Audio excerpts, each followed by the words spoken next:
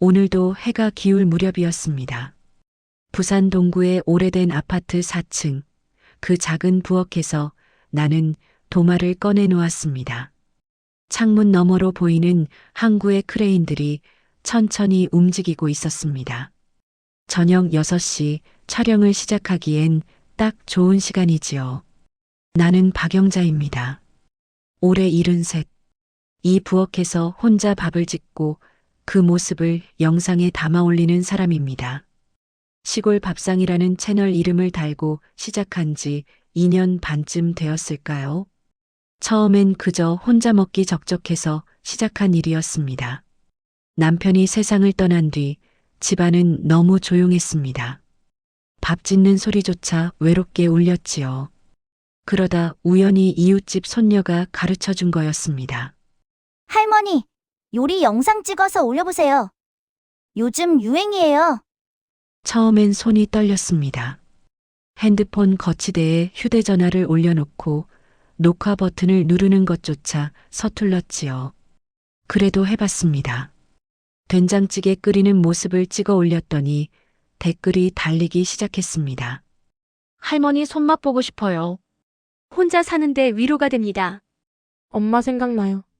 그 댓글들이 나를 다시 살렸습니다.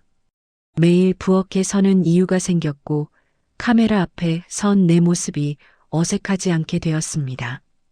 구독자가 1000명이 넘었을 때는 울컥했지요. 이제는 3만 명이 넘는 사람들이 이 작은 부엌을 찾아옵니다. 오늘은 무조림을 준비했습니다. 물을 두툼하게 썰어 냄비에 담고 멸치 육수를 부었습니다.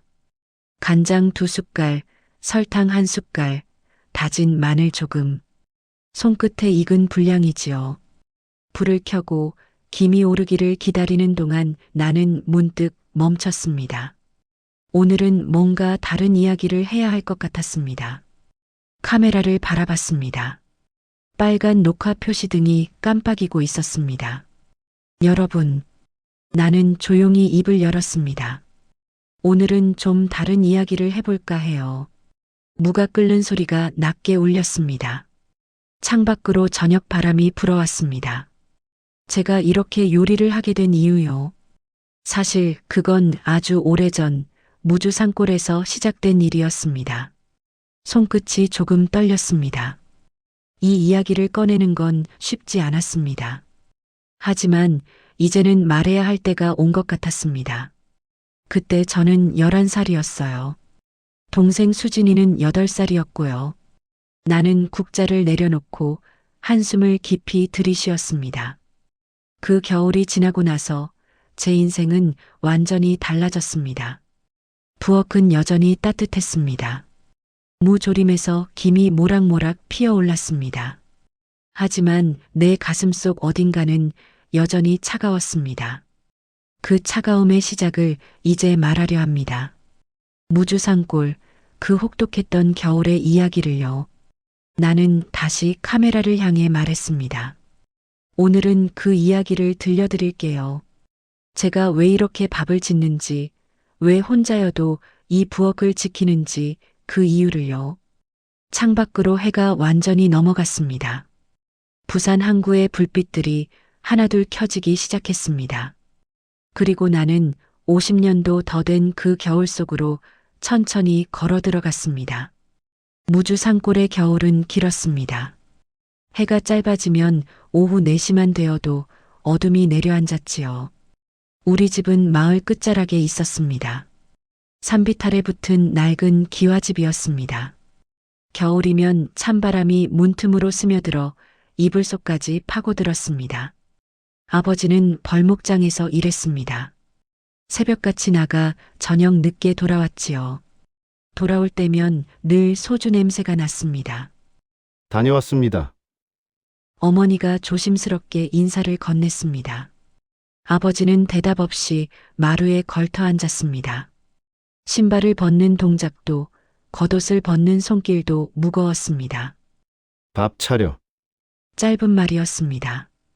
어머니는 서둘러 부엌으로 갔습니다. 나와 수진이는 방구석에 붙어 앉아 있었습니다. 수진이는 내 손을 꼭 쥐었습니다. 작고 차가운 손이었지요. 언니, 아빠 오늘도 화났어? 수진이가 속삭였습니다. 쉿, 조용히 해. 나는 수진이의 등을 토닥였습니다. 8살 수진이는 몸이 약했습니다. 감기에 자주 걸렸고 기침을 하면 한 달은 갔습니다. 식탁에는 말이 없었습니다. 숟가락 부딪는 소리만 작게 울렸습니다. 아버지는 밥을 먹으면서도 표정이 없었습니다. 수진아, 밥 먹어라.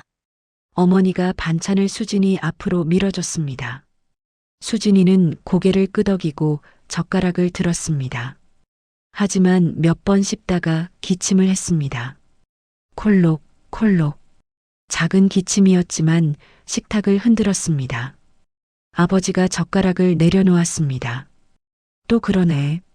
낮고 무거운 목소리였습니다. 죄송합니다. 제가 물 좀 떠올게요. 어머니가 황급히 일어났습니다. 수진이는 고개를 숙인 채 입술을 깨물었습니다. 눈가에 눈물이 맺혔지요. 나는 수진이의 등을 쓰다듬어 줬습니다. 하지만 아무 말도 할 수 없었습니다. 이 집에서 말은 늘 조심스러운 것이었습니다. 아버지는 다시 밥을 먹었습니다. 식사가 끝나면 방으로 들어가 누웠습니다. 그리고 다음 날 새벽 또 나갔습니다. 그런 날들이 반복되었습니다. 어느 날 저녁이었습니다. 눈이 내리기 시작했습니다. 한방눈이 창문을 두드렸지요. 언니, 눈 온다. 수진이가 창가에 서서 말했습니다. 목소리에 기운이 없었습니다. 기침이 며칠째 이어지고 있었거든요. 수진아, 창문 닫아. 춥다. 나는 수진이를 안으로 데려왔습니다. 이마를 짚어보니 뜨거웠습니다. 어머니, 수진이 열이 나요. 부엌에서 설거지를 하던 어머니가 급히 달려왔습니다. 손바닥으로 수진이의 이마를 짚어보더니 얼굴이 굳었습니다. 이거 병원에 가야 하는데. 어머니의 목소리가 떨렸습니다. 여보, 수진이가 많이 아픈 것 같아요. 내일 병원에 좀 데려가야겠어요. 방에 누워있던 아버지가 대답했습니다. 돈이 어디 있어? 짧은 대답이었습니다. 하지만 열이 이렇게 높으면 어머니의 목소리가 간절했습니다. 감기야, 감기. 며칠 지나면 낫는다. 아버지는 더 이상 말하지 않았습니다. 어머니는 입술을 깨물고 수진이를 안았습니다. 괜찮아, 우리 수진이. 엄마가 약 지어줄게. 하지만 어머니의 눈에도 눈물이 고였습니다. 그날 밤 나는 수진이 옆에 누워 있었습니다. 수진이는 자꾸만 뒤척였습니다. 열이 내리지 않았거든요.